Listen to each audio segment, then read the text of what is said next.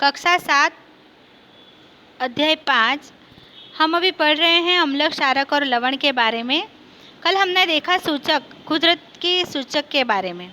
आज हम देखेंगे उदासीनीकरण। कुदरती सूचकों में हमने क्या क्या देखा? उसमें हमने देखा हल्दी पत्र, गुड़हल का फूल के सूचक है ना, गुड़हल के फूल से बनाया जाए सूचक, और एक है लिटमस पत्र के बारे में देखा। अभी हम देखेंगे उदासीनीकरण के बारे में।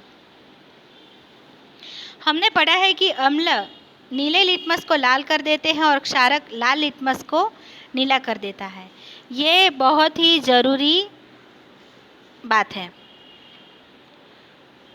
ये वाला अम्ल जो है वो नीले लिटमस पत्र को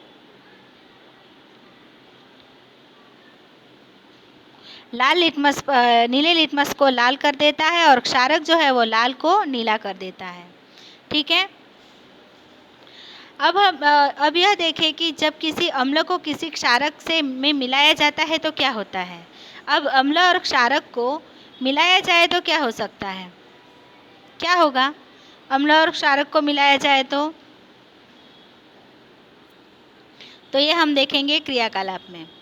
हम उस सूचक का उपयोग करने जा रहे हैं जिसका आपने अभी तक उपयोग नहीं किया। इसे हम फिनोल्फ्थैलीन कहते हैं। फिनोल्फ्थैलीन ये बहुत ही उपयोगी वर्ड है जिसको आपको याद कर लेना है। ना याद रहे तो 10 बार लिख लीजिए। ठीक है, सवाल जवाब में आता है। फिनोल्फ्थैलीन यह क्रियाकलाप 5.5 में देखते हैं। शिक्षक द्वारा कक्षा में निर्देशित किया जाना चाहिए। तो ठीक है, किसी परख नली के 1/4 भाग को टनु हाइड्रोलिक अम्ल से भर डालिए। टनु हाइड्रोलिक अम्ल मतलब शैम्पू जो होता है उससे भर लीजिए। इसका रंग नोट कीजिए। फिनोल्फ्थैलीन विलयन के रंग को भी नोट कीजिए। सूचक के 2-3 बूंद अम्ल में मिलाइए। सूचक के मतलब फिनोल्फ्थैलीन के 2-3 बूंद हमें टनु हाइड्रोलिक अम्ल मतलब एसिड जो है उसमें मिलाना है।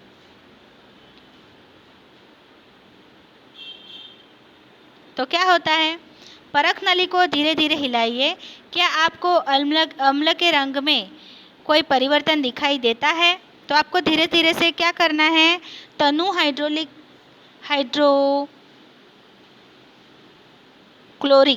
अम्ल जो हमने लिया है, ठीक है, उसमें हमें फिनोल्फ्थैलीन के 2-3 बूंदें मिलानी है और उसके रंग में परिवर्तन देखना है। अम्लीय विलयन में ड्रॉपर से सोडियम हाइड्रोक्साइड की 1 बूंद डालिए। अब हमें अम्लीय विलयन में क्या डालनी है, ड्रॉपर से सोडियम हाइड्रोक्साइड की 1 बूंद डालनी है। सोडियम हाइड्रोक्साइड क्या है, एक बेसिक पदार्थ है। ठीक है, परख नली को धीरे धीरे हिलाइए। क्या विलयन के रंग में कोई परिवर्तन होता है? विलयन को निरंतर हिलाते हुए बूंद बूंद करके सोडियम हाइड्रोक्साइड विलयन डालना तब तक जारी रखिए जब तक कि हल्का गुलाबी रंग न आ जाए। यहाँ पर हमने क्या लिया था, टनु हाइड्रोक्लोरिक अम्ल लिया था। उसमें हमने क्या डाला धीरे धीरे से, उसमें हमने धीरे धीरे सोडियम हाइड्रोक्साइड की बूंदें डाली।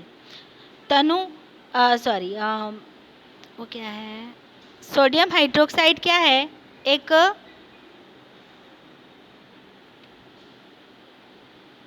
बेसिक है।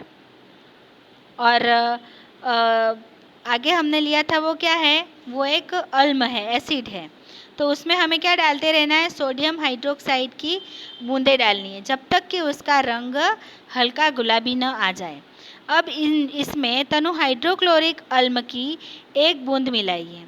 अब क्या करना है, अब उसमें टनु हाइड्रोक्लोरिक अम्ल की 1 बूंद मिलाइए। आप क्या देखते हैं, क्या विलयन पुनः रंगहीन हो जाता है? फिर से सोडियम हाइड्रोक्साइड की 1-1 बूंद मिलाइए। क्या रंग में कोई परिवर्तन होता है? विलयन पुनः गुलाबी हो जाता है। ठीक है, मतलब कि यहाँ पर क्या हुआ, पहले हमने उसमें मिलाया सोडियम हाइड्रोक्साइड तो उसका रंग कैसा हो गया, हल्का गुलाबी हो गया। बाद में उसमें फिर से हमने क्या डाला, टनु हाइड्रोलिक अम्ल डाला तो उसका रंग पहले से वापस से गुलाबी हो गया। यह स्पष्ट है कि जब विलयन क्षारकीय होता है तो फिनोल्फथैलीन गुलाबी रंग देता है। फिनोल्फथैलीन क्या है? एक सूचक है। तो जब विलयन क्षारकीय होता है तो फिनोल्फथैलीन गुलाबी रंग देता है। इसके विपरीत जब विलयन अम्लीय होता है तो यह रंगहीन होता है। ठीक है, पाछी आवानी